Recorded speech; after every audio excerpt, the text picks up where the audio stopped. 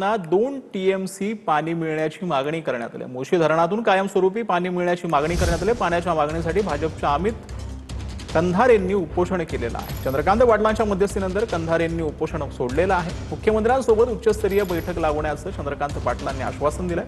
चंद्रकांत पाटलांच्या आश्वासनानंतर कंधार यांनी उपोषण सोडलं। पिण्याची योजना पाण्याची ती मागील 3 वर्षापूर्वी मंजूर असताना सुद्धा आम्हाला पाण्याची प्रतीक्षा पाहावी लागते। त्यामुळे आमच्या ज्या काही मागण्या त्या अतिशय रास्त आहे आणि माफक आहे। तर मुख्यमंत्री महोदय असतील आणि टाटा कंपनी असेल याच्यावरती नक्कीच सकारात्मक चर्चा करून आम्हाला मुळशीकरांना न्याय देईन अशा अपेक्षा तरी आता ही चर्चा माननीय मुख्यमंत्री महोदयांच्या उपस्थितीमध्ये नामदार चंद्रकांत दादा पाटील यांच्या ऑफिसमधून अजून तरी निरोप आलेला नाही आम्हाला। परंतु चंद्रकांत दादांनी सांगितल्याप्रमाणे नक्कीच हा आठवडा असेल किंवा पुढच्या आठवड्यामध्ये म्हणजे 8 तारखेच्या आतमध्येच मुख्यमंत्री महोदयांबरोबर या बैठका सुरू होतील।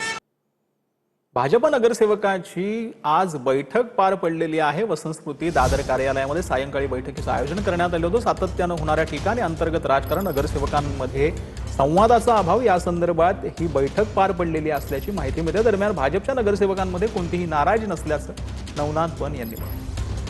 हेही भारतीय जनता पार्टीमध्ये अंतर्गत मतभेद असण्याचा प्रश्नच नाही। भारतीय जनता पार्टीचे सर्व नगरसेवक, भारतीय जनता पार्टीचे सर्व लोक एक दिलाने एकत्र येऊन काम करतात। कुठेही मतभेद असण्याचा प्रश्नच नाही। ही संघटनात्मक बैठक होती आणि संघटनात्मक आढावा घेण्यात आलाय। पंतप्रधान नरेंद्र मोदींचा वाढदिवस आणि या सगळ्या पार्श्वभूमीवर ही बैठक होती। कुठेही भारतीय जनता पार्टी एकमेकांबद्दल नाराजी आहे असे अजिबात मुद्दे नाहीत।